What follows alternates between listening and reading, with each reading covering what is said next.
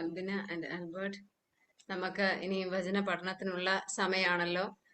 പ്രത്യേക ലവ്ലി ചേച്ചിയെ ദൈവം ഇതിനായിട്ട് ഒരുക്കുന്നതിനായിട്ട് ദൈവത്തിന് നന്ദി കരേറ്റുന്നു. തീർച്ചയായിട്ടും നമ്മൾ പഠിച്ചു വരുന്ന ഭാഗങ്ങളിലേക്ക് ഇന്ന് നമുക്ക് വീണ്ടും നമ്മുടെ ശ്രദ്ധയെ തിരിക്കാം. നമുക്ക് അല്പസമയം വചനത്തിന് മുമ്പാകെ ആയിരിക്കാം. പ്രിയ ലവ്ലി ചേച്ചി അതിനായിട്ട് സ്വാഗതം ചെയ്യുന്നു.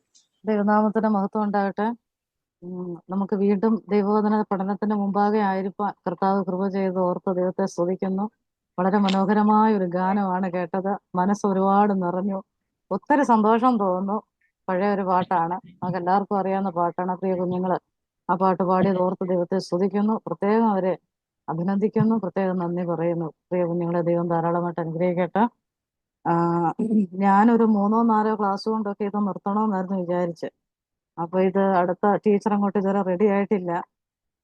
അതും ഒരു വിഷയമാണ്. പിന്നെ പറഞ്ഞു വന്നപ്പം ഒരുപാട് കാര്യങ്ങൾ ഇനിയും പറയാനായിട്ടുണ്ട്. എല്ലാം ഒന്ന് വെട്ടിച്ചുരുക്കിയാണ് പറഞ്ഞു വരുന്നത്. അത് പ്രയോജനപ്പെടുന്നു എന്നറിയുന്നതിൽ ഒത്തിരി സന്തോഷമുണ്ട്. നിങ്ങളുടെ എല്ലാവരുടെയും പ്രാർത്ഥനയുടെ വലിയ പിൻബലം ഇതിന്റെ പിന്നിലുണ്ട്. എല്ലാം ഓർത്ത് ദൈവത്തെ സ്തുതിക്കുന്നു. ഇനിയുള്ള ക്ലാസ്സുകൾ വളരെ ഫാസ്റ്റായിട്ട് നമുക്ക് പോകേണ്ടതായിട്ടുണ്ട്. അതുകൊണ്ട് പെട്ടെന്ന് ചില കാര്യങ്ങൾ പറഞ്ഞു പോവുകയാണ്. കർത്താവ് നമ്മെ സഹായിക്കട്ടെ. എല്ലാവരെയും ഓർത്ത് ദൈവത്തെ സ്തുതിക്കുന്നു. എല്ലാവർക്കും എൻ്റെ സ്നേഹവന്ദനം അറിയിക്കുന്നു. നിങ്ങളുടെ എല്ലാവരുടെയും സഹകരണത്തിന് പ്രത്യേകം നന്ദി പറയുന്നു. നമുക്ക് ഇന്നത്തെ ക്ലാസ്സിൽ നമ്മൾ 2 കാര്യങ്ങളാണ് ചിന്തിക്കുന്നത്. ഒന്ന്, സുവിശേഷീകരണത്തിൽ പ്രാദേശിക സഭകളുടെ പങ്ക് എന്താണ്, ഒന്നതാണ് ചിന്തിക്കുന്നത്. രണ്ടാമതായിട്ട് നമ്മൾ ചിന്തിക്കുന്നത് പ്രയർ ആൻഡ് ഇവാഞ്ചലിസം. ഈ 2 വിഷയങ്ങളെ കുറിച്ച് ഒന്ന് ചിന്തിച്ച് ഈ ടോപ്പിക് ഇവിടെ നിർത്തണമെന്നാണ് ഞാൻ താല്പര്യപ്പെടുന്നത്. അറിയില്ല, പക്ഷെ നമുക്ക് നോക്കാം. ഓക്കെ, സഭകൾക്ക് പങ്കുണ്ടോ വാസ്തവത്തിൽ സുവിശേഷീകരണത്തിന്?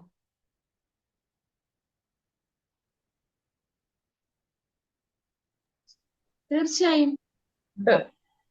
എന്തിന്റെ അടിസ്ഥാനത്തിലാണ് അങ്ങനെ പറയുന്നത്? മറിയല്ലേ കർത്താവിന്റെ കാൽക്കലിരുന്ന്, അല്ല, കർത്താവ് ഉയർത്തെഴുന്നതിന് ശേഷം ആദ്യമായിട്ട് പ്രത്യക്ഷപ്പെട്ട് പറഞ്ഞത് മറിയോടല്ലേ? അപ്പൊ സഹോദരിമാർക്ക് സുവിശേഷം പറയാൻ സ്വാതന്ത്ര്യം ഉണ്ടെന്ന് അത് കാണിക്കുന്നില്ലേ? ആണോ? അതല്ല ഞാൻ ചോദിച്ചത്. പ്രാദേശിക സഭ, നമ്മളായിരിക്കുന്ന ഉൾപ്പെട്ട് നിൽക്കുന്ന സഭയ്ക്ക് സുവിശേഷീകരണത്തിൽ പങ്കുണ്ടെന്നാണ് മേരി ആന്റി പറഞ്ഞത്. അപ്പൊ അത് എന്തിന്റെ അടിസ്ഥാനത്തിലാണ് കർത്താവിനെ പ്രതിനിധീകരിക്കുന്നത്? എന്തേ? സഭയാണ് ഈ ഭൂമിയിൽ കർത്താവിനെ പ്രതിനിധീകരിക്കുന്നത്. രക്ഷിക്കപ്പെട്ടവരെ കൂട്ടമാണ് സഭ. അപ്പൊ സഭയിൽ നിന്നാണ് മറ്റുള്ളവരെ ശിഷ്യരാക്കേണ്ട ഉത്തരവാദിത്വം. അപ്പൊ നിർമ്മലാന്റി പറഞ്ഞ പോയിന്റിലേക്ക് നമ്മൾ വരും കേട്ടോ. സഹോദരിമാരുടെ സുവിശേഷവൽക്കരണം. ഇന്നിപ്പോ അത് ഫേസ്ബുക്കിൽ ഭയങ്കര ചർച്ച നടന്നുകൊണ്ടിരിക്കുക. സഹോദരിമാര് സുവിശേഷം പറയണോ വേണ്ടായോ, സഹോദരന്മാര് മാത്രം പറഞ്ഞാൽ മതിയോ? നമുക്ക് എന്തായാലും നമ്മളൊക്കെ സഹോദരിമാരാണല്ലോ, അതേക്കുറിച്ചൊക്കെ അല്പ കാര്യങ്ങളൊക്കെ നമുക്ക് ചിന്തിച്ച് പോകണം കേട്ടോ. അപ്പോഴ് സഭ എന്ന് പറയുന്നത് ഒരു ജീവൽ ഘടനയാണെന്ന് പറഞ്ഞാൽ ജീവനുള്ളവരുടെ കൂട്ടമാണ് സഭ, അല്ലേ? അപ്പൊ തീർച്ചയായിട്ടും അങ്ങനെയുള്ള ജീവൻ പ്രാപിച്ചവരിൽ നിന്നും ജീവനുള്ളവരിൽ നിന്നും പ്രത്യുൽപാദനം സംഭവിക്കണം, വേണ്ടേ? അപ്പൊ അതുകൊണ്ട് സഭ ആത്മാക്കളെ ജനിപ്പിക്കുന്ന കാര്യത്തിൽ ഏറ്റവും കൂടുതൽ ഉത്തരവാദിത്വമുള്ളത് സഭയ്ക്കാണ്.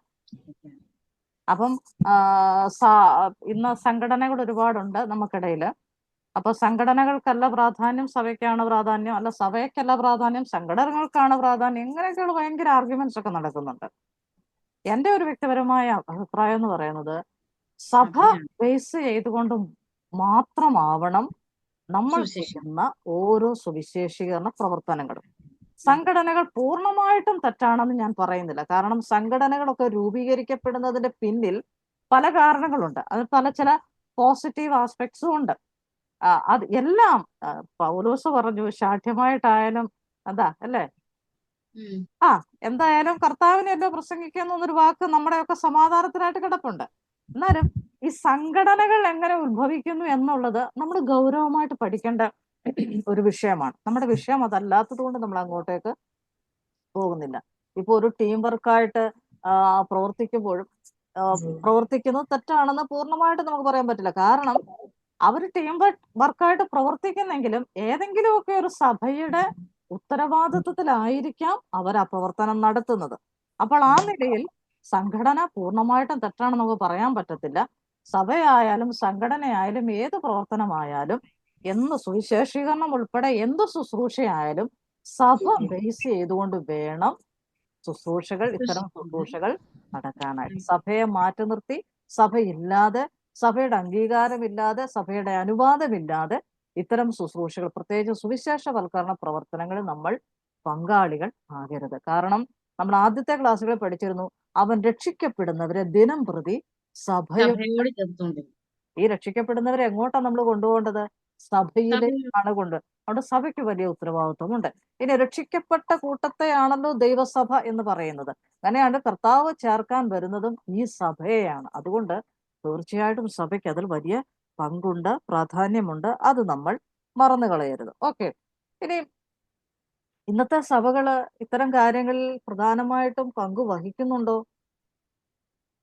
ഞാൻ പ്രാർത്ഥിക്കാറുണ്ട്. ഞാൻ ഉൾപ്പെട്ട് നിൽക്കുന്ന സഭ അതിന്റെ ഇത്തരം കാര്യങ്ങളെ കുറിച്ച് ഏകദേശം ഒരു പിന്നെ അറിവുകളൊക്കെ ഉണ്ടായ സമയം തൊട്ട് ഞാൻ പ്രാർത്ഥിക്കുന്നു, കർത്താവേ, എന്റെ സഭ ഒരു സുവിശേഷവൽക്കരണ സഭയായി മാറണം എന്ന് ഞാൻ പ്രാർത്ഥിക്കാറുണ്ടായിരുന്നു. ഞാൻ ഇന്നും പ്രാർത്ഥിക്കാറുണ്ട്.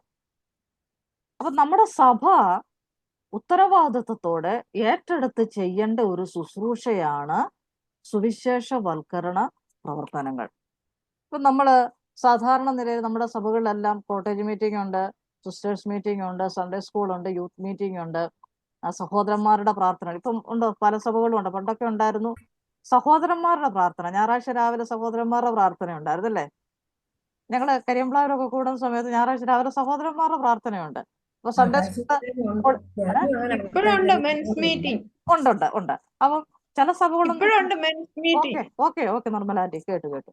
അപ്പൊ ചില സഭകളൊന്നും ഉണ്ടോന്ന് എനിക്കറിയത്തില്ല. പക്ഷേ അന്നൊക്കെ എന്ന് പറഞ്ഞാൽ ഞായറാഴ്ച രാവിലെയാണ് സഹോദരന്മാരുടെ പ്രാർത്ഥനാ മീറ്റിംഗ് നടക്കുന്നത്. അപ്പൊ സൺഡേ സ്കൂൾ ഒരു ഹോള് നടക്കും, പിന്നെ വീടുകളിലെ സഹോദരന്മാരുടെ പ്രാർത്ഥന നടക്കും. എന്നിട്ട് ഈ സൺഡേ സ്കൂൾ കഴിഞ്ഞിട്ട് ഈ സൺഡേ സ്കൂളിൽ പഠിപ്പിക്കുന്ന സഹോദരന്മാരെ അധ്യാപകരുണ്ടല്ലോ, അവരെന്നിട്ട് ആ വീട്ടിൽ പോകുമായിരുന്നു. അന്നത്തെ ഭക്ഷണം അവർക്ക് അവിടെ ഉണ്ട്. അപ്പൊ ഞാൻ പറഞ്ഞതെന്നു ചോദിച്ചാല്, ഇങ്ങനെയൊക്കെയുള്ള പല പ്രോഗ്രാമുകൾ, പല ആക്ടിവിറ്റീസ് നമ്മൾ നടത്തുന്നുണ്ട്. പക്ഷെ പലപ്പോഴും സഭ മറന്നു പോകുന്നതും അത് ചെയ്യാതിരിക്കുന്നതുമായ ഒരു കാര്യം എന്ന് പറഞ്ഞാൽ എന്താണ്? സുവിശേഷീകരണ പ്രവർത്തനങ്ങൾ. അപ്പൊ ഞാനിതിവിടെ പറയുന്നതെന്നു ചോദിച്ചാല്, നമ്മൾ ശക്തമായിട്ട് ഈ വിഷയങ്ങൾക്ക് വേണ്ടി പ്രാർത്ഥിക്കണം. കർത്താവെ, ഞങ്ങളുടെ സഭ ഒരു സുവിശേഷീകരണ സഭയായി തീരണം. എനിക്ക് വളരെ സന്തോഷത്തോടെ പറയാൻ കഴിയും, ഞങ്ങളുടെ പാലാരിവട്ടം സഭയില് എല്ലാ ശനിയാഴ്ചയും ഔട്ട്റീച്ച് പ്രവർത്തനം നടക്കുന്നുണ്ട്. എല്ലാ മാസത്തിന്റെയും 4ാമത്തെ ഞായറാഴ്ച എല്ലാവരും ചേർന്നുള്ള ഔട്ട്റീച്ച് നടക്കും. മറ്റേ ശനിയാഴ്ച ദിവസങ്ങളിൽ ഭവന സന്ദർശനം മാത്രം നടക്കുമ്പോൾ പരസ്യങ്ങളും നടക്കുന്നുണ്ട്. എന്നാൽ ഈ എല്ലാ മാസത്തിന്റെയും അവസാനത്തെ ഞായറാഴ്ച പല സ്ഥലങ്ങൾ തെരഞ്ഞെടുത്ത് നല്ലൊരു കൺവെൻഷൻ മോഡലിലാണ് ആ പരസ്യവും നടക്കുക. അപ്പൊ നമ്മുടെ സഭയിലുള്ള സഹോദരങ്ങൾ തന്നെയാണ് എല്ലാ ശുശ്രൂഷകളും ചെയ്യുന്നത്. ഞങ്ങളുടെ സഹോദരിമാരൊക്കെ പാട്ടുപാടാനൊക്കെ കയറും. പല സ്ഥലങ്ങളിൽ സഹോദരിമാരെ ഒന്നും ഉൾപ്പെടുത്താറില്ല. പക്ഷെ അങ്ങനെ ഒരു സന്തോഷകരമായ അവസ്ഥ ഞങ്ങളുടെ സഭയിലുണ്ട്. അപ്പൊ ഞാൻ പറഞ്ഞു വന്നത്, ഇത്തരം കാര്യങ്ങളൊക്കെ നമ്മുടെ സഭകളിലൊക്കെ നടക്കണം. അപ്പൊ ഞാൻ ചോദിക്കട്ടെ, മറ്റെല്ലാ മീറ്റിങ്ങിനും നമ്മുടെ സഭയിലുള്ള എല്ലാ വിശ്വാസികളും കൂടും. പക്ഷെ ഈ ആഴ്ച ഔട്ട്റീച്ച് ഉണ്ട്, ഇന്ന സ്ഥലത്ത് വെച്ചാണെന്ന് പറഞ്ഞാൽ എത്ര പേര് കൂടും? അയ്യോ, അധികം സഹോദരിമാര് വരത്തില്ല. സഹോദരന്മാര് തന്നെ എത്ര പേര് വരും? അപ്പൊ അവര് ഒത്തിരി റീസൺസ് പറയാറുണ്ട് അല്ലെ? കഴിവതും ഒന്ന് ഒഴിഞ്ഞു മാറാനായിട്ടുള്ള ഒരു ശ്രമം നടത്തണം. അപ്പൊ നമ്മൾ ഈ ദിവസങ്ങൾ പഠിക്കുന്ന സുവിശേഷീകരണമാണ്. നമ്മൾ അതിന്റെ പ്രാധാന്യത്തെക്കുറിച്ചൊക്കെ പഠിച്ചു വരികയാണ്. അപ്പൊ അതിന്റെ ഗൗരവം ഒന്ന് മനസ്സിലാക്കാൻ വേണ്ടിയാണ് ഇങ്ങനെയൊക്കെ പറയുന്നത്. ചില സഭകളെ സംബന്ധിച്ചിടത്തോളം ആണ്ടിലൊരിക്കൽ ഒരു കൺവെൻഷൻ നടത്തിയതോടുകൂടെ ഏറെക്കുറെ ഞങ്ങളുടെ ഉത്തരവാദിത്തങ്ങൾ തീർന്നു എന്ന് കരുതുന്നവരാ സഭകള്, അല്ലെങ്കിൽ അത്തരത്തിൽ ചിന്തിക്കുന്നവരുണ്ട്. എന്നാൽ ഇതുപോലും ഇല്ലാത്ത ഇടങ്ങളും ഉണ്ട്. ഞാൻ പണ്ട് കേട്ടിട്ടുണ്ട്, നമ്മൾ കൺവെൻഷൻ വെച്ചിട്ട് പുറമേ നിന്ന് ആരും വരുന്നൊന്നുമില്ല, അതുകൊണ്ട് നമുക്ക് കൺവെൻഷൻ നമുക്ക് അങ്ങ് നിർത്തിയേക്കാന്ന് പറഞ്ഞ് കൺവെൻഷൻ ക്യാൻസൽ ചെയ്തു. കുറെ വർഷങ്ങളായിട്ട് നടത്തി വന്ന കൺവെൻഷനാണ് ക്യാൻസൽ ചെയ്തത്. അപ്പം എൻ്റെ ഒരു അഭിപ്രായത്തിൽ ഞാൻ പറയുന്നത് വെച്ചാൽ, നമ്മുടെ ഉപയോഗിക്കുന്ന ഈ മൈക്ക് സെറ്റ്, അതിന്റെ ശബ്ദ പരിധി എന്ന് പറയുന്നത് ഇവിടെ ഇരിക്കുന്ന ആൾക്കാർ മാത്രമല്ലല്ലോ കേൾക്കുന്നത്. ഇപ്പോഴാണ് കുറെ കൂടെ ഈ മൈക്കൊക്കെ പബ്ലിക്കിൽ ഉപയോഗിക്കുന്നതിന് നമുക്കൊക്കെ ഇത്ര റെസ്ട്രിക്ഷൻ വരുന്നത്. പണ്ടെന്ന് പറയുമ്പോൾ ഇത്ര റെസ്ട്രിക്ഷൻസ് ഒന്നുമില്ല, നമുക്ക് എത്ര വേണേലും ശബ്ദമൊക്കെ ഉപയോഗിക്കാമായിരുന്നു. അപ്പം ആ ശബ്ദ പരിധി എവിടെയൊക്കെ ഉണ്ടോ അവിടെയൊക്കെ സുവിശേഷം എത്തുകയാണ് അല്ലേ? അതുകൊണ്ട് പ്രവർത്തനങ്ങൾ നമ്മൾ അവസാനിപ്പിക്കുകയല്ല വേണ്ടത്, തുടരാനാണ് നമ്മൾ ശ്രമിക്കേണ്ടതിന്. അതിനുവേണ്ടി നല്ല ഒരു പ്രാർത്ഥന നമുക്ക് ആവശ്യമാണ്. ഞാൻ ആ പ്രാർത്ഥന എന്ന വിഷയത്തിലേക്ക് പിന്നീട് നമ്മൾ വരുന്നുണ്ട്. അപ്പോൾ അത് കൂടുതലായിട്ട് ചിന്തിക്കാം. നമ്മൾ ചിന്തിക്കേണ്ട ഒരു കാര്യം, ഇങ്ങനെ ഫലകരമായ ഒരു പ്രവർത്തനം ചെയ്യാനായിട്ട് സഭയായിട്ട് നമുക്ക് എന്തുകൊണ്ട് സാധിക്കുന്നില്ല? ഇത് സഹോദരിമാരുടെ ഇടയിൽ ചർച്ച ചെയ്യപ്പെട്ടിട്ട് ഒരു കാര്യവുമില്ലെന്ന് എനിക്കറിയാം. കാരണം സഭയുടെ നേതൃത്വങ്ങളിലുള്ളവരോ സഭയിലെ സഹോദരന്മാരോ ഒക്കെ ഏറ്റെടുത്ത് വളരെ ഗൗരവമായിട്ട് ചെയ്യേണ്ട ഒരു കാര്യമാണിത്. അവിടെ നമ്മളെ ഉൾപ്പെടുത്തിയാൽ നമുക്കൂടെ സഹകരിക്കാം എന്ന് മാത്രമേ ഉള്ളൂ. പക്ഷെ നമുക്ക് ചെയ്യാൻ പറ്റുന്ന ഒരു കാര്യമുണ്ട്. എന്താണ് ചെയ്യാൻ പറ്റുന്നത്? നമ്മുടെ സഭ പ്രാർത്ഥിക്കാനായിട്ട് നമുക്ക് സാധിക്കും. നമ്മുടെ സഭയെ ഈ നിലയിൽ വളർത്തിക്കൊണ്ടുവരണേ കർത്താവേ. ആഴ്ചയിൽ ഒരു ദിവസം അല്ലെ മാസത്തിലൊരിക്കലെങ്കിലും ഞങ്ങൾക്ക് സുവിശേഷം പറയാനായിട്ട് പോകണം, ഞങ്ങളെ സഭയായിട്ട് അതിന് ഒരുക്കണമേ എന്ന്. ഞങ്ങളുടെ കണ്ടമേരു സഭയിലെ എല്ലാ മാസത്തിലും ഒരിക്കലും ഔട്ട്റീച്ച് പ്രോഗ്രാം ഉണ്ട്. നല്ല നല്ല പ്രോഗ്രാമാണ് നടത്തുന്നത്. അങ്ങനെ പല കോണ്ടാക്റ്റുകളൊക്കെ കിട്ടാറുണ്ട്. അപ്പൊ സഭയിലുള്ള എല്ലാവരും കൂടെ, വണ്ടിയുള്ളവരൊക്കെ അവരുടെ വണ്ടിയൊക്കെ എടുത്ത്, വണ്ടി ഇല്ലാത്തവരെ കൂടെ വണ്ടിയിലൊക്കെ കയറ്റി എല്ലാവരും കൂടെ ഒന്നിച്ചു പോയി ഈ ശുശ്രൂഷ നടക്കുന്നത്. ഞാൻ കല്യാണം കഴിഞ്ഞ് ഇവിടെ വന്നതിന് ശേഷവും ആ ആഴ്ചയിലെ കണ്ടപ്പേര് പോയിട്ടുണ്ട്. കാരണം ആ ഒരു പ്രത്യേക സന്തോഷം, കാരണം അത്രയും ആൾക്കാർക്ക് നമുക്ക് ട്രാക്ട് കൊടുക്കാൻ പറ്റുന്നു, അവരോട് സുവിശേഷം പറയാൻ പറ്റുന്നു. നമ്മുടെ ദേവദാസന്മാർ മെസ്സേജ് പറയുന്ന സമയത്ത് അത് കേൾക്കാനായിട്ട് ആൾക്കാർ ഓടി വരുന്നു. വണ്ടിയെ പൊക്കോണ്ടിരിക്കുന്നവര് അത് കേട്ടിട്ട് അവർ നിർത്തി അത് കേൾക്കുന്നു. വല്ലാത്തൊരു സന്തോഷമാണ് കേട്ടോ. അപ്പൊ ഇതൊക്കെ നമ്മുടെ സഭകളിൽ നമ്മിൽ സംഭവിക്കേണ്ട ഒരു കാര്യമാണ്. പിന്നെ നമ്മൾ ആദ്യത്തെ ക്ലാസ്സിൽ പറഞ്ഞ പോലെ ചിലർക്കൊരു ധാരണയുണ്ട്, ഈ സുവിശേഷീകരണം എന്ന് പറയുന്നത് ഏതെങ്കിലുമൊക്കെ ചില പ്രത്യേക വ്യക്തികളെ മാത്രം നിക്ഷിപ്തമായിരിക്കുന്ന ഒരു കാര്യമാണ് എന്ന് ഒരു ചിന്താഗതിയുണ്ട്. 100% അത് തെറ്റാണ്. ആഗോള സഭയുടെ, ആകമാന സഭയുടെ സകലരുടെയും ഉത്തരവാദിത്വം, രക്ഷിക്കപ്പെട്ട ഏതൊരു വ്യക്തിയുടെയും ഉത്തരവാദിത്വമാണ് സുവിശേഷം അറിയിക്കുക എന്നുള്ളത്. നിർമ്മലാന്റെ മുമ്പേ പറഞ്ഞു, മറിയയോട് പറഞ്ഞു, മറിയ ഓടിച്ചെന്ന് പറഞ്ഞു, അതുപോലെ ശബരിയാക്കാരി സ്ത്രീ പറഞ്ഞു. ഇതെല്ലാം അതുപോലെ കെങ്കരയ സഭയിലെ ഫേബ സംസാരിച്ചു. ഇതെല്ലാം പിന്നെ ശരിയാണ്, കാര്യങ്ങളൊക്കെ ഓക്കെയാണ്.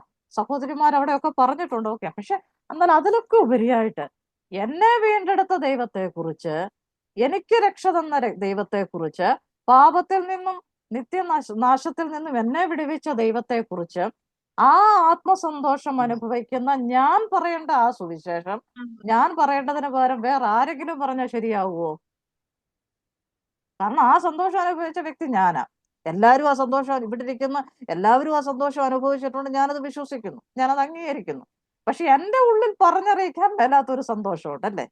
എൻ്റെ പാപത്തിൽ നിന്ന് എന്നെ രക്ഷിച്ചവനായ ദൈവം, ആ ക്രിസ്തുവിനെ കുറിച്ച് ഞാൻ ആ ഒരു വലിയ സന്തോഷത്തോടെയും വേദനയോടെയും ഒരു വലിയ ധൈര്യത്തോടൊക്കെ പറയുന്നത്, അത് മറ്റൊരാൾക്ക് പറഞ്ഞാൽ ശരിയാവത്തില്ല എന്നൊരു ചിന്ത എനിക്കുണ്ടാവണം. അത് ഞാൻ തന്നെ വേണം പറയാനായിട്ട്.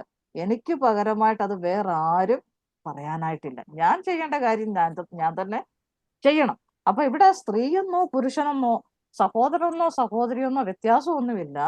തങ്ങളെ വിടുവിച്ച ദൈവത്തെക്കുറിച്ച്, തങ്ങൾക്ക് വരാൻ പോകുന്ന നിത്യശിക്ഷാവിധി നിന്ന് വിടുവിച്ച ദൈവത്തെക്കുറിച്ച് നമ്മളത് പറയുക തന്നെ വേണം. അത് നമ്മൾ പ്രായോഗിക ജീവിതത്തിൽ നമ്മൾ കൊണ്ടുവരണം. സഭയുടെ വലിയ ഉത്തരവാദിത്വം എന്ന് പറയുന്നത് പോകുക, അയക്കുക, ഇതെല്ലാം സഭയുടെ ഉത്തരവാദിത്വത്തിൽപ്പെട്ട കാര്യങ്ങളാണ്.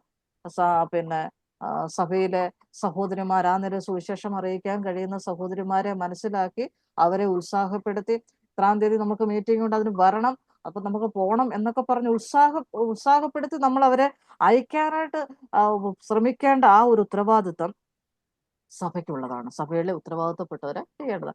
നമുക്കറിയാം, പൗലോസും ശീലാസും കൂടെ ഒന്നാം മിഷണറി യാത്രയ്ക്ക് പോകുന്നതിന് മുമ്പായിട്ട്, റെഫറൻസ് ഒക്കെ നമ്മൾ പരിശുദ്ധാത്മാവിന്റെ പ്രവൃത്തികൾ എന്നുള്ള വിഷയത്തെ പഠിച്ചപ്പോൾ നമ്മൾ വ്യക്തമായിട്ട് പറഞ്ഞതാണ്. അപ്പോസ്തല പ്രവൃത്തിയുടെ പുസ്തകം 13-ാം അധ്യായം 2 മുതൽ 5 വരെയുള്ള ഭാഗങ്ങളിൽ നമ്മൾ കണ്ടു എന്താണ് സഭ പൗലോസിനും ബർന്നബാസിനെയും പ്രാർത്ഥിച്ചയച്ചു.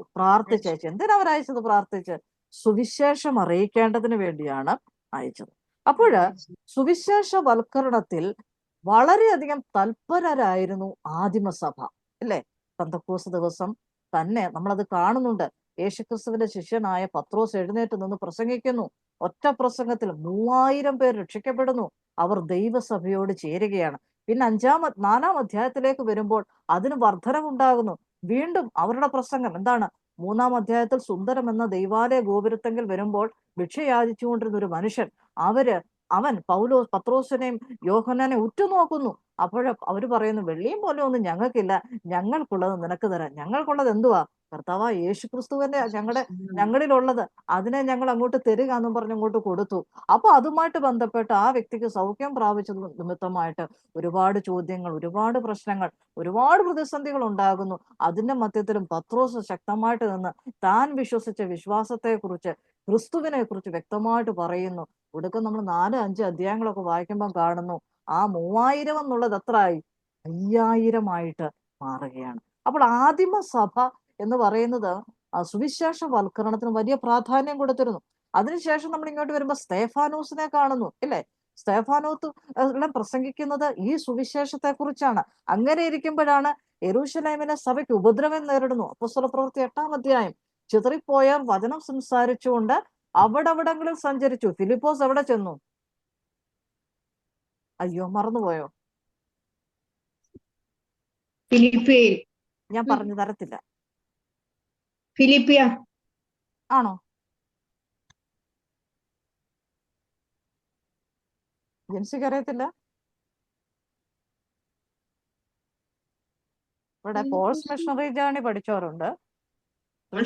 ഷണ്ണന്റെ അടുക്കൽ പോയില്ലേ? ക്വസ്റ്റ്യൻ ഒന്നുകൂടെ പറഞ്ഞേ.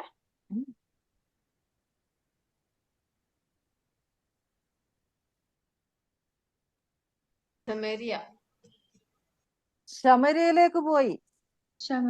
ഞാൻ അധ്യായം പോലും പറഞ്ഞു. അപ്പോസ്തലപ്രവൃത്തി 8-ാം അധ്യായം ഞാൻ പറഞ്ഞു. ഫിലിപ്പോസ് അവിടെ പോയി. അവിടെ യെരൂശലേമിലെ സഭയ്ക്ക് ഉപദ്രവം ഉണ്ടായി. ചിതറിപ്പോയർ വചനം സുവിശേഷിച്ചുകൊണ്ട് അവിടെ സഞ്ചരിച്ചു. ഫിലിപ്പോസ് എവിടെ ചെന്നു? ശമരിയിലെത്തി. ഇനി ഈ ഫിലിപ്പോസ് ഏത് ഫിലിപ്പോസാ?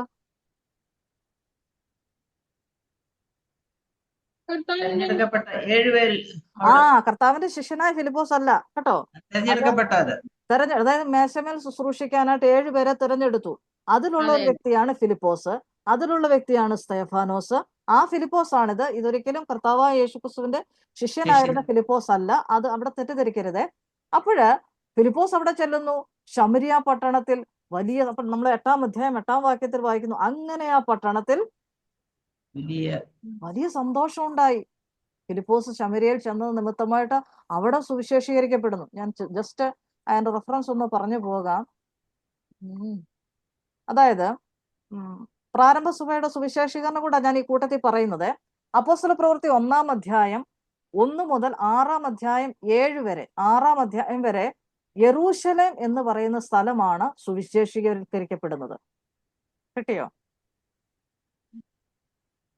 അപ്പോസ്തലപ്രവൃത്തി 1-ാം അധ്യായം മുതൽ 6-ാം അധ്യായം, 6-ാം അധ്യായത്തിന്റെ 7-ാം വാക്യം വരെ സുവിശേഷീകരിക്കപ്പെടുന്നത് യെരൂശലേമിലാണ്. അപ്പോൾ ആദിമസഭയുടെ സുവിശേഷവൽക്കരണത്തിൽ ആദ്യമായി സുവിശേഷീകരിക്കപ്പെടുന്ന സ്ഥലങ്ങൾ യെരൂശലേമിന്റെ പല ഭാഗങ്ങളിലായിരുന്നു. യെരൂശലേമിന്റെ വിവിധ സ്ഥലങ്ങളിലായിരുന്നു ആ സുവിശേഷവൽക്കരണ പ്രവർത്തനങ്ങൾ നടന്നത്. അപ്പൊ ഞാൻ പറഞ്ഞു വന്നത്, ആദിമസഭ സുവിശേഷ പ്രവർത്തനങ്ങളിൽ അതീവ തൽപരരായിരുന്നു. അതിന്റെ ഭാഗമായിട്ടാണ് ഈ കർത്താവായ ക്രിസ്തുവിനെ അറിഞ്ഞതിന് ശേഷം പിന്നീട് അവർ അടങ്ങിയിരിക്കുന്നില്ല. അവർ കർത്താവിനെ കുറിച്ച് തന്നെ പറഞ്ഞുകൊണ്ടിരുന്നു. അവർ ചെല്ലുന്ന സ്ഥലത്തും പോകുന്ന ഇടങ്ങളിലും കണ്ടുമുട്ടുന്ന വ്യക്തികളോടെല്ലാം അവർക്കൊറ്റ കാര്യമേ പറയാനായിട്ടുള്ളൂ, നസ്രായനായ യേശുക്രിസ്തു എന്തിനാണ് ലോകത്തിൽ വന്നതെന്നും കർത്താവ് എന്തിനാണ് ഇവിടെ ആയിരുന്നതെന്നും കർത്താവ് എന്താണ് ചെയ്തതെന്നും കർത്താവ് വിശ്വസിക്കുന്നവർക്ക് എന്താണ് കിട്ടുന്നത്, ഇതാണ് അവർ പറഞ്ഞുകൊണ്ടിരുന്നത്. ഇനി അടുത്ത ഭാഗം നമുക്ക് ചിന്തിക്കാം. അതായത് അപ്പോസ്തലപ്രവൃത്തി 6-ാം അധ്യായം 8-ാം വാക്യം മുതൽ 9-ാം അധ്യായം 31 വരെ. അപ്പോസ്തലപ്രവൃത്തി 6-ന്റെ 8 മുതൽ 9-ന്റെ 31 വരെ 2 സ്ഥലങ്ങളിലാണ് സുവിശേഷം എത്തുന്നത്. യഹൂദ്യ, ശമരിയ. നമ്മൾ പറഞ്ഞ 8-ാം അധ്യായത്തിലെ കാര്യം നമ്മൾ പറഞ്ഞു. ശമരിയയിൽ സുവിശേഷം എത്തിയതിനെ കുറിച്ച് പറഞ്ഞു. യഹൂദ്യ, ശമരിയ, ഈ 2 സ്ഥലങ്ങളിലാണ് സുവിശേഷം എത്തുന്നത്. അടുത്തത് 9-ാം അധ്യായം 32 മുതൽ 12-ന്റെ 25 വരെ അന്ത്യോക്യ, സിറിയ. ഈ അന്ത്യോക്യയിലും സിറിയയിലും ഒക്കെ എപ്പോഴാണ് സുവിശേഷം എത്തുന്നത്?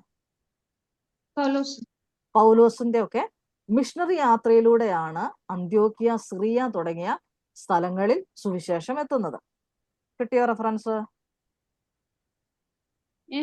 കിട്ടിയല്ലോ. 9 മുതൽ 9-32 മുതൽ 12-25 വരെ. 12 സോറി ആന്റി, അവിടെ ഒരു ചെറിയ കറക്ഷൻ ഉണ്ട്. 9-ാം അധ്യായം മുതൽ 12-ാം അധ്യായം വരെ മിഷണറി യാത്രയല്ല, അതിനു മുമ്പായിട്ട് പത്രോസും മറ്റു പ്രിയപ്പെട്ടവരും ഒക്കെ അറിയിച്ച സുവിശേഷ നിമിത്തമായിട്ടാണ് അവിടെ ഒക്കെ സുവിശേഷം എത്തുന്നത്. ഇനിയും അടുത്തതാണ്, അതായത് അപ്പോസ്തല പ്രവൃത്തി 13 മുതൽ 15 വരെയുള്ള ഭാഗങ്ങളാണ് മിഷണറി യാത്രയിലൂടെയാണ്. പിന്നീടുള്ള 28 അധ്യായം വരെ ഈ മിഷണറി യാത്രയിലൂടെയാണ് പിന്നെ സുവിശേഷം എത്തുന്നത്. 13-ാം അധ്യായം തൊട്ട് 28 എഴുതിക്കും. ഞാൻ അത് പിന്നീട് അടുത്ത ക്ലാസ്സിൽ നിങ്ങൾക്ക് അത് കുറച്ചുകൂടെ വിശദമായിട്ട് പറഞ്ഞു തരാം. നിങ്ങൾ ഇങ്ങനെ ഇപ്പൊ എഴുതിക്കോ, 13 മുതൽ 28 വരെയുള്ള അധ്യായങ്ങളില് 3 മിഷണറി യാത്രകളിലൂടെയാണ് സുവിശേഷീകരണം എത്തുന്നത്. പ്രധാനമായിട്ടും ഏഷ്യ മൈനർ, യൂറോപ്പ്, റോം, ഈ 3 സ്ഥലങ്ങളാണ്. അത് നമ്മൾ ഈ പ്രോപ്പർ ടൗൺ ഉണ്ടല്ലോ, പ്രോപ്പർ സ്ഥലങ്ങൾ മാത്രമാണ് നമ്മൾ പറഞ്ഞു പോകുന്നത്. ഇതിനിടയ്ക്ക് ഒരുപാട് സ്ഥലങ്ങളുടെ പേരുകൾ അപ്പോസ്തല പ്രവൃത്തി നമ്മൾ കാണുന്നുണ്ട്. അത് കുറെ അധികം പറയാനായിട്ടുണ്ട്. അത് നമ്മൾ പോൾസ് മിഷണറി ജേർണിയിൽ അത് വ്യക്തമായിട്ട് പറയുകയും ചെയ്തു. അപ്പോൾ 13-ാം അധ്യായം മുതൽ ഇപ്പൊ ഇത്ര ഇങ്ങനെ എഴുതുക, 28 വരെ ഏഷ്യ മൈനർ, യൂറോപ്പ്, റോം, ഈ സ്ഥലങ്ങളിലാണ് സുവിശേഷം എത്തുന്നത്. അപ്പൊ ഈ അപ്പോസ്തലന്മാരുടെ ചരിത്രം നമ്മൾ പഠിക്കുമ്പോൾ അവർക്ക് എന്തുമാത്രം കഷ്ടതകൾ അവർ അനുഭവിച്ചു, എന്തുമാത്രം പ്രതിസന്ധികൾ അവർ നേരിട്ടു. പക്ഷെ ഇവിടെ ഒന്നും അവർ തളർന്നു പോകാതെ കർത്താവിന് വേണ്ടി അവർ ധീരമായി നിലനിന്നു. അവരിൽ പലരും രക്തസാക്ഷികളായി. നമ്മൾ ഏതോ ഒരു ഭാഗത്ത് കാണും, തിരുനാമത്തിന് വേണ്ടി കഷ്ടം സഹിക്കാൻ യോഗ്യന്മാരായി എണ്ണപ്പെടുകയാൽ അവർ സന്തോഷം കൊണ്ട് അയ്യോ അല്ലേ. നമ്മളെന്ന് പറയുമ്പോൾ ഒരു അടിയെന്ന് കേൾക്കുമ്പോൾ നമ്മൾ പിന്നെ ആ ഏറിയയിലോട്ട് പോകത്തില്ല അല്ലേ.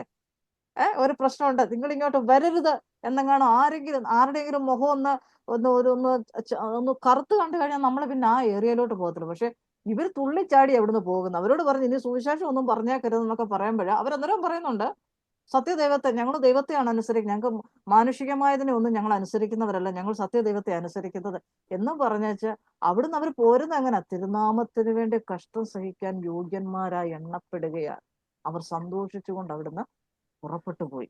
അപ്പോൾ അവരുടെ ആ സമർപ്പണം എത്രമാത്രം വലിയതായിരുന്നു എന്ന് നമ്മൾ മനസ്സിലാക്കണം. ഇനി സുവിശേഷീകരണത്തിൽ സഭയുടെ കടമ എന്തൊക്കെയാണ്? സുവിശേഷീകരണത്തിൽ സഭയുടെ കടമ അതവിടെ നിൽക്കട്ടെ, നമുക്ക് അടുത്ത വിഷയത്തിലേക്ക് പോകാം. അങ്ങനെ അത് എഴുതാൻ വരട്ടെ. അതായത് ഈ പ്രാദേശിക സഭകൾക്ക് എങ്ങനെ സുവിശേഷവൽക്കരണം നിർവഹിക്കാം, അതൊന്ന് ചുരുക്കമായിട്ടൊന്ന് പറഞ്ഞ് മുന്നോട്ട് പോകാനായിട്ട് നമുക്ക് ശ്രദ്ധിക്കാം. എങ്ങനെയൊക്കെ പ്രാദേശിക സഭയ്ക്ക് സുവിശേഷവൽക്കരണത്തിൽ പങ്കെടുക്കാൻ സാധിക്കും? ഡാർലി ആന്റി ഈയിടെയായിട്ടൊന്നും മിണ്ടുന്നേ ഇല്ല. പരസ്യയോഗം, വ്യക്തിപരമായിട്ട് പറയുക, ചുറ്റുപാടും പറയുക, അതൊക്കെ ഉണ്ട്. പറഞ്ഞു. സൺഡേ സ്കൂള്, BBS,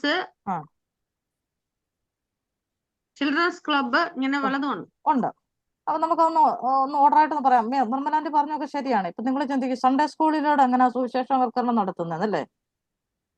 അങ്ങനെ ചിന്തയുണ്ടോ? സഭയിലെ കുഞ്ഞുങ്ങൾക്ക് വേണ്ടി മാത്രം ഉള്ളതല്ലേ? പക്ഷെ പണ്ട് അങ്ങനെ അല്ലായിരുന്നു. ഇപ്പോഴാണ് നമ്മുടെ സഭയ്ക്കകത്ത് മാത്രം ഒതുങ്ങിപ്പോയ സൺഡേ സ്കൂള്. മുമ്പൊക്കെ എന്ന് പറയുമ്പോൾ നമ്മുടെ അയൽവക്കത്തുള്ള പിള്ളേരെ, രക്ഷിക്കപ്പെടാത്തവരെ ഒക്കെ നമ്മൾ കൊണ്ടുപോകുമായിരുന്നു. അങ്ങനെയൊക്കെ രക്ഷിക്കപ്പെട്ട് മുന്നോട്ട് വന്നിട്ടുള്ള അനേകരുണ്ട്. ഓക്കെ, നമ്മുടെ സഭകളിൽ നിന്നും സുവിശേഷകർ എഴുന്നേൽക്കണം. ഒന്നാമതായിട്ട് സഭകളിൽ നിന്നും സുവിശേഷകർ എഴുന്നേൽക്കണം. അവരെ സുവിശേഷ വേലയ്ക്കായിട്ട് സഭ പ്രാർത്ഥിച്ചായി.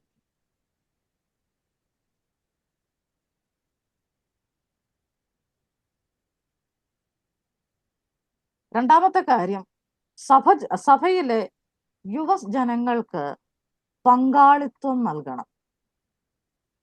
പ്രായമായവരായിട്ടുള്ള പ്രിയപ്പെട്ടവർക്ക് ചെന്നെത്താൻ പറ്റാത്ത പല കാര്യങ്ങളിലും, പല മേഖലകളിലും ചെല്ലാൻ കഴിയുന്നവരും, അവർക്ക് ചെയ്യാൻ പറ്റാത്ത പല കാര്യങ്ങളും ചെയ്യാൻ കഴിയുന്നവരും എന്നുള്ള നിലയിൽ യുവജനങ്ങളെ ആ നിലയിൽ പങ്കാളിത്തം നൽകണം. പങ്കാളിത്തം എന്ന് പറയുമ്പോൾ നമ്മളൊന്ന് പ്രോത്സാഹിപ്പിച്ചാൽ മതി, കൂടുതലൊന്നും നമ്മൾ ചെയ്യണ്ട.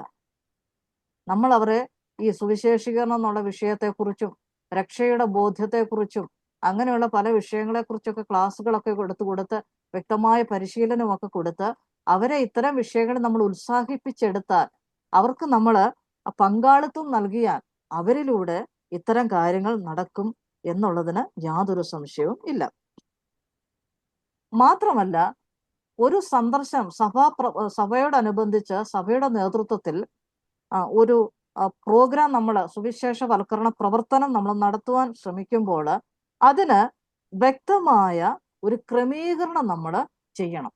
ഉദാഹരണം, ഇപ്പൊ നമ്മളൊരു കൺവെൻഷനാണ് നടത്തുന്നത്, അല്ലെങ്കിൽ ഒരു നിർമ്മലാന്റി പറഞ്ഞ പോലെ പരസ്യയോഗമാണ് നടത്തുന്നതെങ്കിൽ, അല്ലെങ്കിൽ ഒരു സാഹിത്യ വിതരണം, ലഘുലേഖകൾ വിതരണം ചെയ്യുന്ന ഒരു പ്രോഗ്രാമാണ് നമ്മൾ നടത്തുന്നതെങ്കിൽ കൃത്യമായ പ്ലാനിങ്ങോടുകൂടെ കൃത്യമായ ക്രമീകരണത്തോടുകൂടെ കാര്യങ്ങൾ ചെയ്യാനായിട്ട് നമ്മൾ ശ്രമിക്കണം. ഇനി നമ്മൾ കുറച്ച് ട്രാക്റ്റുകൾ എടുത്തു.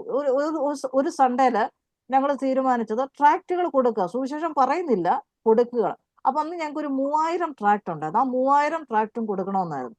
അപ്പൊ പല ടീമുകളായിട്ട് തിരിച്ച് പല ദേശത്തോട്ട് പലരെ അയക്കുകയായിരുന്നു ഉണ്ടായത്. അന്ന് ആ 3000 ട്രാക്ട് കൊടുക്കുക എന്നുള്ളൊരു ലക്ഷ്യത്തോടു കൂടാണ് ഞങ്ങൾ പോയത്. അപ്പോൾ ഒരുപാട് സ്ഥലങ്ങൾ അന്ന് ഞായറാഴ്ച ഉച്ച കഴിഞ്ഞ് ഞങ്ങൾക്ക് കവർ ചെയ്യാനായിട്ട് സാധിച്ചു. അപ്പൊ അത് കൃത്യമായ ഒരു പ്ലാനിങ്ങോട് കൂടെയാണ് ചെയ്തത്.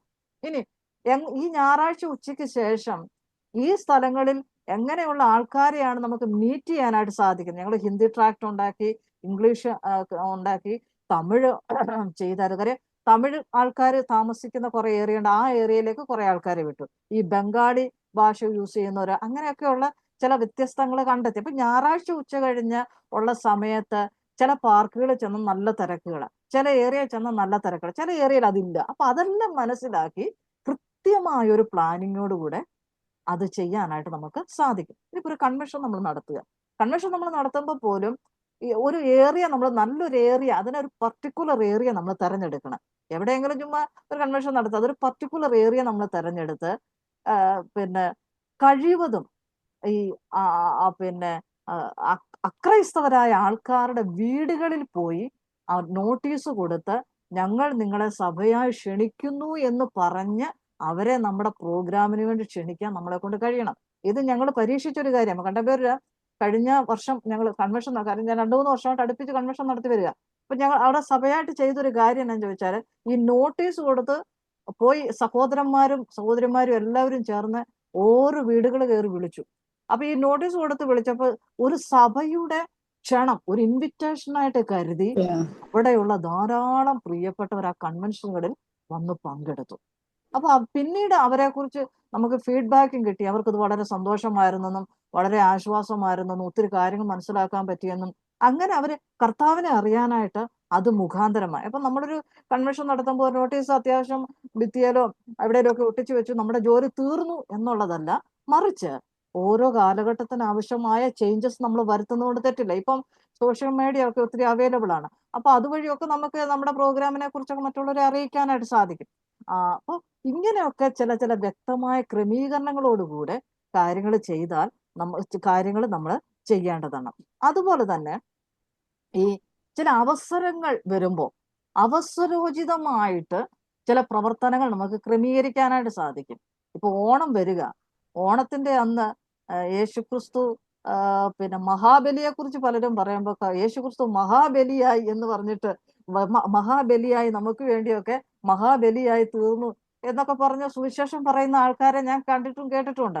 അപ്പൊ അങ്ങനെയൊക്കെ ക്രിസ്തുമസ് വരിക, ക്രിസ്തുമസ് വരുമ്പോൾ അതുമായിട്ട് ബന്ധപ്പെട്ട് കർത്താവായ യേശുക്രിസ്തു എന്തിനാണ് ഈ ഭൂമിയിൽ ജനിച്ചത്, അതുമായിട്ട് ബന്ധപ്പെട്ടൊക്കെയുള്ള ചില പ്രവർത്തനങ്ങൾ നമുക്ക് നടത്താനായിട്ട് സാധിക്കും. അങ്ങനെയൊക്കെയുള്ള ഇപ്പൊ സ്വാതന്ത്ര്യദിനം കഴിഞ്ഞു, ആ സമയത്ത് പിന്നെ നോക്കിയാൽ ഒരുപാട് സ്ഥലങ്ങളിൽ നമ്മുടെ ദേവദാസന്മാരൊക്കെ സുവിശേഷം പറയും. അപ്പൊ അങ്ങനെ അവസരോചിതമായിട്ട് സമയങ്ങൾ വേർതിരിച്ച് ക്രമീകരണങ്ങൾ ചെയ്ത് ചില പ്രവർത്തനങ്ങൾ നമുക്ക് നടത്താനായിട്ട് സാധിക്കും.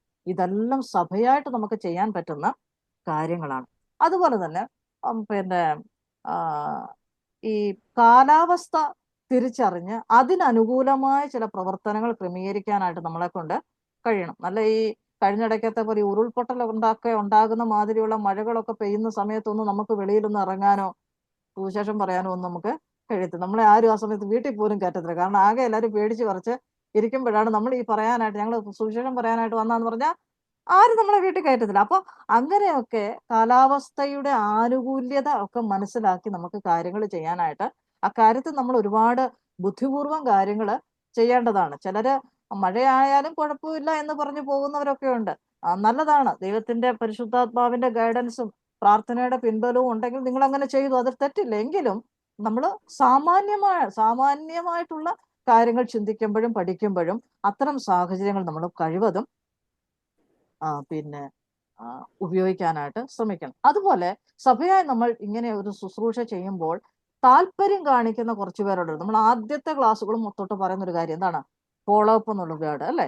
താല്പര്യം കാണിക്കുന്നവരെ തുടർമാനമായിട്ട് സഭയായി അവരെ സന്ദർശിക്കാനായിട്ട് നമ്മൾ മടിക്കരുത്. ഇത് സംഭവിക്കുന്ന മറ്റൊരു പരാജയം എന്നാന്ന് ചോദിച്ചാൽ, നമ്മുടെ സഭയിൽ ചിലരൊക്കെ പോയി സുവിശേഷം അറിയിക്കുകയും അവര് സുവിശേഷം അറിയിച്ച വീടുകളെ കുറിച്ചും വ്യക്തികളെ കുറിച്ചും രക്ഷിക്കപ്പെട്ട വ്യക്തികളെ കുറിച്ചും ഒക്കെ സഭയോട് വന്ന് കാര്യങ്ങൾ പറയുമ്പോൾ അത് തുടർമാനമായിട്ട് ആ പ്രവർത്തനം കണ്ടിന്യൂ ചെയ്തു കൊണ്ട് പോകാനുള്ള ഒരു വലിയ ശ്രമം സഭയുടെ ഭാഗത്ത് സംഭവിക്കേണ്ടതാണ്.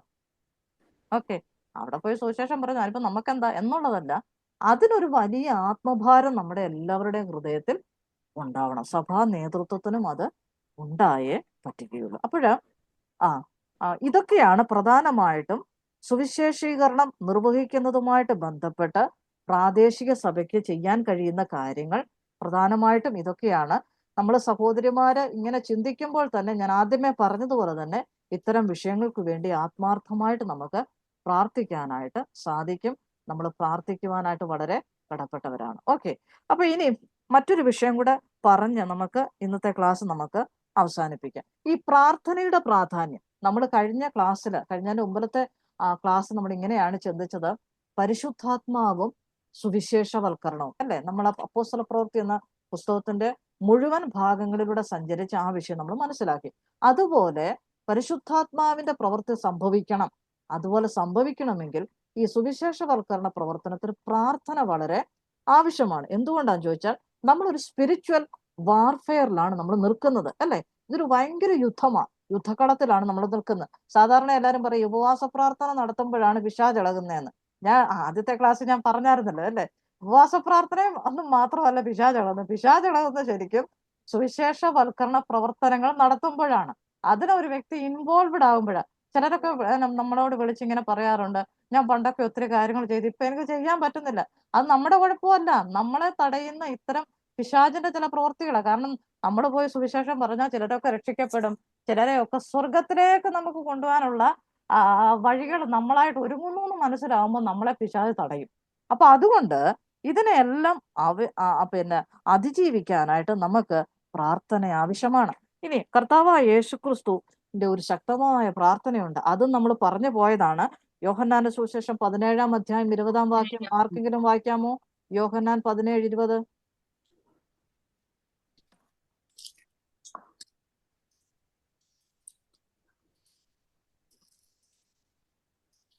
ഇവർക്ക് വേണ്ടി മാത്രമല്ല, ഇവരുടെ വചനത്താൽ എന്നിൽ വിശ്വസിപ്പാനിരിക്കുന്നവർക്ക് വേണ്ടിയും ഞാൻ അപേക്ഷിക്കുന്നു. ഇതുകൊണ്ടാണ് നമ്മൾ പ്രാർത്ഥിക്കേണ്ടത്. എന്തിന്?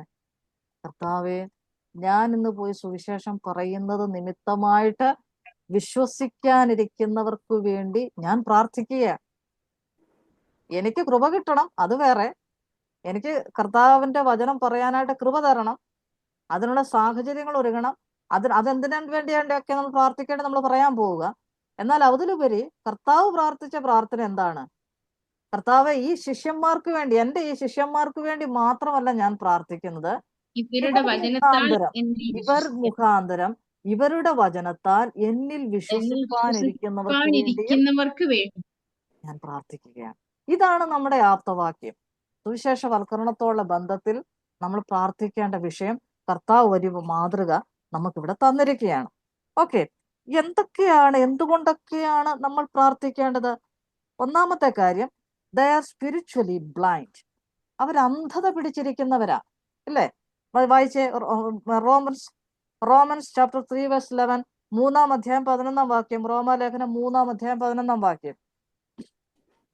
ഗ്രഹിക്കുന്നു നീതിമാൻ ആരുമില്ല, ഒരുത്തൻ പോലുമില്ല. ദൈവത്തെ അന്വേഷിക്കുന്നവനില്ല. എല്ലാവരും വഴിതെറ്റി ഒരുപോലെ കൊള്ളരുതാത്തവരായി തീർന്നു. മതി, അവർ കൊള്ളരുതാത്തവരാ. നീതിമാന്മാരാരുമില്ല, ഒരുത്തം പോലുമില്ല. ദൈവത്തെ അറിയുന്നവരില്ല, അവർ അന്ധതയിലാണ്. അതുകൊണ്ട് നമ്മൾ അവർക്ക് വേണ്ടി പ്രാർത്ഥിക്കണം. 2 കൊരിന്ത്യർ 4-ാം അധ്യായം 3-4 വാക്യങ്ങൾ. കൊരിന്ത്യർക്ക് എഴുതിയ 2-ാം ലേഖനം 4-ാം അധ്യായം 3-4 വാക്യങ്ങൾ.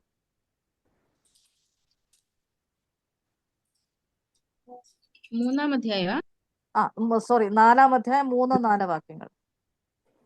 എന്നാൽ ഞങ്ങളുടെ സുവിശേഷം മറിഞ്ഞിരിക്കുന്നുവെങ്കിൽ നശിച്ചു പോകുന്നവർക്ക് അത്രേ മറിഞ്ഞിരിക്കുന്നു. അപ്പൊ സുവിശേഷം മറന്നിരിക്കുന്ന ആർക്കാ? നശിച്ചു പോകുന്നവർ. നശിച്ചു. കർത്താവ് ആർക്ക് വേണ്ടിയാ മരിച്ചത്? നശിച്ചു നശിച്ചു പോകുന്നവർ. പോകുന്നവർക്ക് നശിച്ചു. വേണ്ടി. തന്റെ ഏകജാതനായ പുത്രൻ വിശ്വസിക്കുന്ന ഏവനും നശിച്ചു പോകാതെ, അല്ലേ? അപ്പൊ നശിച്ചു പോകുന്ന ഒരു വിഭാഗം, അന്ധതയിൽ കിടക്കുന്ന ഒരു വിഭാഗം, അവർക്ക് വേണ്ടി നമ്മൾ പ്രാർത്ഥിക്കണം. സുവിശേഷം പറയാൻ പോകുന്നതിന് മുമ്പ് നമ്മുടെ സുവിശേഷ പ്രവർത്തനത്തിന് വേണ്ടി പ്രാർത്ഥിക്കുമ്പോൾ നമുക്ക് കൃപ കിട്ടണമെന്നൊക്കെ നമ്മൾ പ്രാർത്ഥിക്കണം. പക്ഷേ നമ്മൾ അതിലുപരി പ്രാർത്ഥിക്കേണ്ട ഒരു വിഷയം, കർത്താവെ, അവർ ആത്മീകമായിട്ട് വളരെ അധപ്പതിച്ച് കിടക്കുകയാണ്, അവർ കർത്താവിനെ അറിയണം, ഞങ്ങൾ അവർക്ക് വേണ്ടി പ്രാർത്ഥിക്കുന്നു. അതുപോലെ കൊലോസ്യർക്ക് എഴുതിയ ലേഖനം 1-ാം അധ്യായം 13-ാം വാക്യം.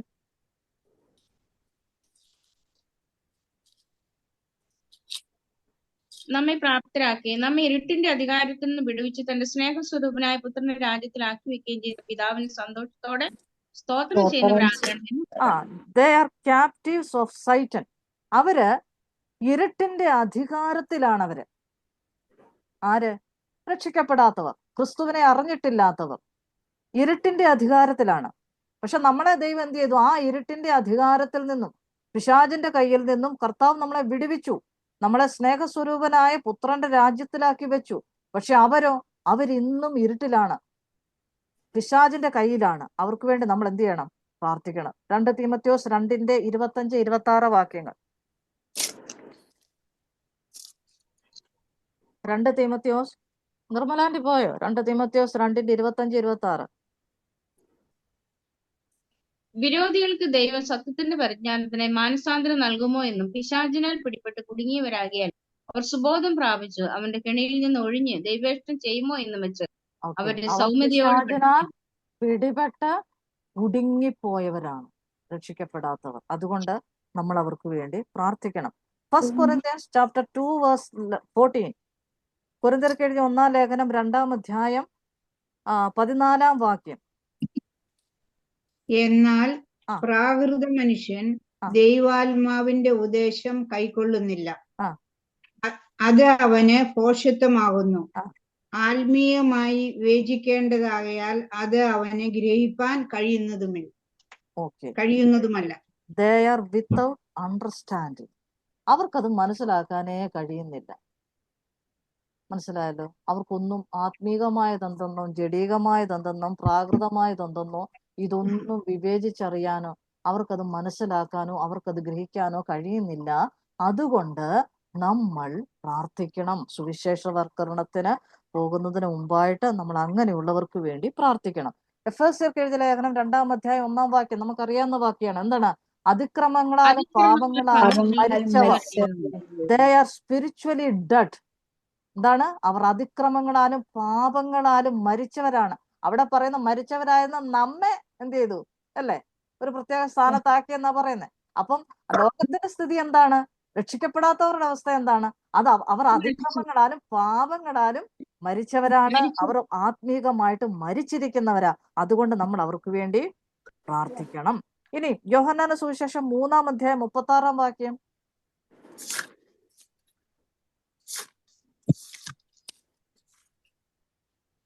പുത്രനിൽ വിശ്വസിക്കുന്നവന് നിത്യജീവനുണ്ട്, പുത്രനെ അനുസരിക്കാത്തവനോ ജീവനെ കാണുകയില്ല. ദൈവക്രോധം അവന്റെ മേൽ വസിക്കുന്നതേയുള്ളൂ. ഓക്കെ. എഫേസ്യർ 2:3.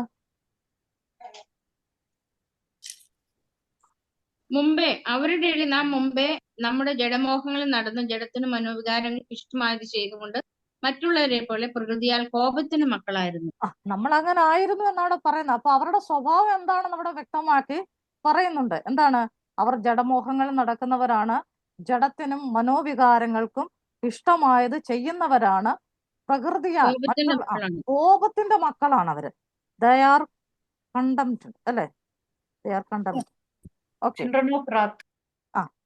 ഇനി അടുത്തത്, they will experience the judgment of God. Matthew 7 verse 13. Mathai സുവിശേഷം 7-ാം അധ്യായം 13-ാം വാക്യം.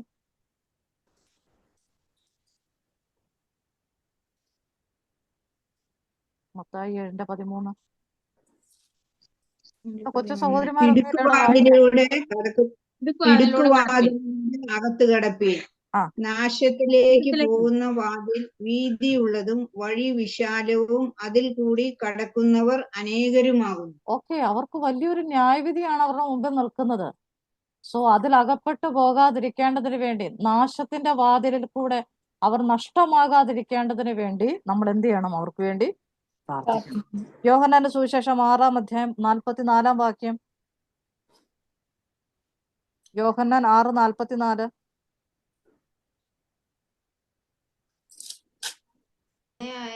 എന്നെ അയച്ച പിതാവ് എന്നെ അയച്ച പിതാവ് ആകർഷിച്ചിട്ടല്ലാതെ ആർക്കും എന്റെ അടുക്കൽ വരുവാൻ കഴിയില്ല. ദേ ആർ ഹെൽപ്ലെസ്, അല്ലെ? അവർക്കൊന്നും ചെയ്യാൻ കഴിയത്തില്ല. പക്ഷെ നമ്മൾ എന്ത് ചെയ്യണം? പോയി പറയണം. നമ്മൾ പറയുമ്പോൾ ദൈവത്തിന്റെ പരിശുദ്ധാത്മാവ് ആകർഷിച്ചിട്ടുണ്ടെങ്കിൽ തീർച്ചയായിട്ടും ദൈവത്തിന്റെ ആത്മാവ് അവരുടെ ഹൃദയത്തിൽ പ്രവർത്തിക്കുകയും അവർ ക്രിസ്തുവിനെ രക്ഷകനായ കർത്താവും ആയിട്ട് സ്വീകരിക്കുകയും ചെയ്യും. ലൂക്കോസിന്റെ സുവിശേഷം 19-ാം അധ്യായം 10-ാം വാക്യം. ലൂക്കോസ് 19:10. കാണാതെ പോയതിനെ തിരഞ്ഞു രക്ഷിപ്പാനല്ലോ മനുഷ്യപുത്രൻ വന്നത് എന്ന് പറഞ്ഞു. They are the reason Christ came. കർത്താവായ ക്രിസ്തു എന്തിനാണ് ലോകത്തിലേക്ക് വന്നത് എന്നുള്ളത് അവിടെ വ്യക്തമാക്കുന്നു. എന്ത്? കാണാതെ പോയതിനെ തിരഞ്ഞു രക്ഷിപ്പാൻ. അപ്പോൾ കാണാതെ പോയി കിടക്കുന്ന ഒരുപാട് പേരെ നേടാനുള്ള ഒരു വലിയ ഉത്തരവാദിത്വം നമുക്കുണ്ട്. അതുകൊണ്ട് നമ്മൾ പ്രാർത്ഥിക്കുമ്പോൾ നമ്മൾ ഈ പറഞ്ഞ എത്ര പോയിന്റാ നമ്മളിപ്പോ പറഞ്ഞ?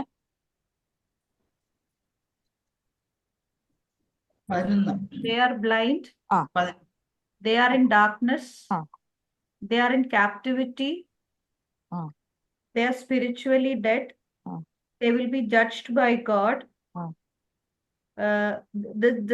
The reason why Christ came was to bring them. ആ 12. They are condemned എന്നുള്ള എഴുതിയില്ലേ? അപ്പൊ ഇതെല്ലാം ഇത് നമ്മൾ ഇത്ര നേരം പറഞ്ഞ വിഷയം, പ്രാർത്ഥിക്കാനുള്ള വിഷയം നമ്മൾ പറഞ്ഞത്. ഈ ജനം ഇങ്ങനെയാണ്, ഇവർ ഇങ്ങനെയാണ്, ക്രിസ്തുവിൽ വിശ്വസിക്കാത്തവർ ഇങ്ങനെയാണ്. അതുകൊണ്ട് നമ്മൾ അവർക്ക് വേണ്ടി എന്ത് ചെയ്യണം? അപ്പൊ പ്രാർത്ഥനയുടെ ഒരു വലിയ പിൻബലം ഈ വിഷയത്തിൽ നമുക്ക് ഉണ്ടാവണം. പക്ഷെ പലപ്പോഴും നമ്മുടെ ഇടയിൽ ഇത് സംഭവിക്കാറില്ല. പോയി പറയുന്നു, തിരിച്ചു പോരുന്നു എന്നുള്ളതല്ലാതെ അതിനു വേണ്ടി ഇരുന്ന് വളരെ ഗൗരവമായിട്ട് പ്രാർത്ഥിക്കാനായിട്ട് നമുക്ക് സാധിക്കുന്നില്ല. അതൊരു വലിയ പരാജയമാണ്.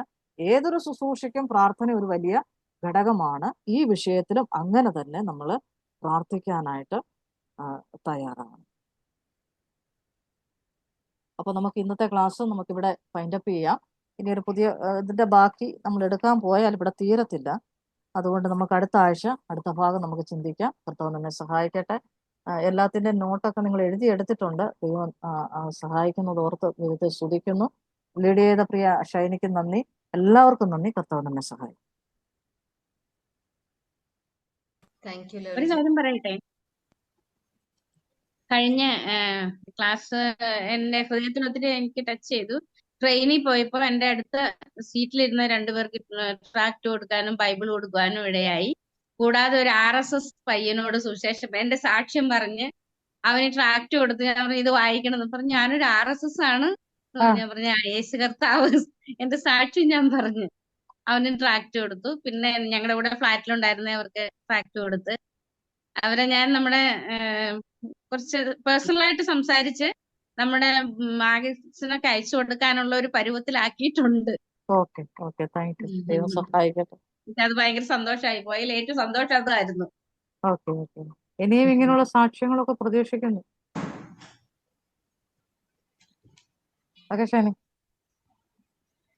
ഓക്കെ, മറ്റൊരു ദിവസം കൂടി ദൈവം നമുക്ക് ഇത്രയും മനോഹരമാക്കി തന്നു. സുവിശേഷീകരണത്തിന്റെ പ്രാധാന്യം, സഭയുടെ റോള്, എന്തിന് സുവിശേഷീകരണം ചെയ്യണം, സുവിശേഷീകരണത്തിൽ പ്രാർത്ഥനയുടെ പങ്ക് എന്ത് എന്നൊക്കെയുള്ള വിശദമായിട്ടുള്ള ഒരു പഠനത്തിലേക്ക് എത്തിച്ചേരുവാൻ ദൈവം നമ്മളെ സഹായിച്ചു. ലൗലി ചേച്ചി ദൈവം ബലപ്പെടുത്തി. വളരെ നല്ല ക്ലാസ്സുകളായിരുന്നു.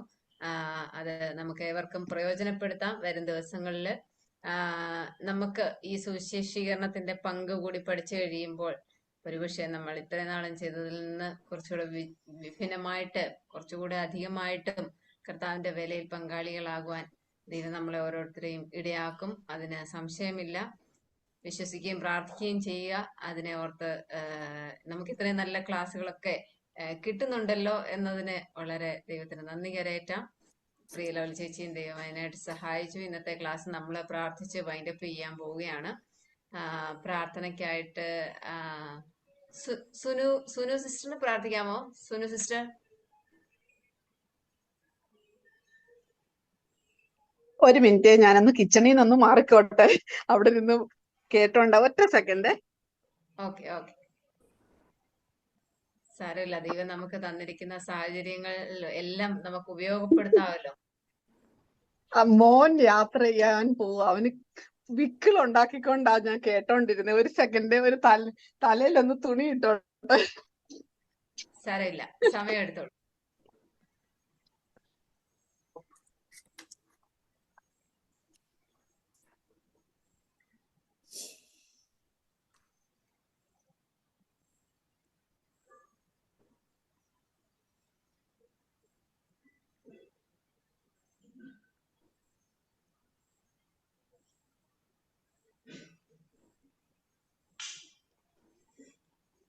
ഇപ്പൊ കേൾക്കാമോ?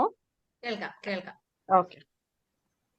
കർണ്യവാനായ ഞങ്ങളുടെ കർത്താവേ, ഈ സമയം ഏഴവളായ അടിയങ്ങൾക്ക് ദൈവമേ ഒരു പ്രാവശ്യം കൂടി നിന്റെ പാദപീഠത്തിൽ ഇരിപ്പാൻ തക്കവണ്ണം കർത്താവെ നീ സഹായിച്ചു പിതാവേ.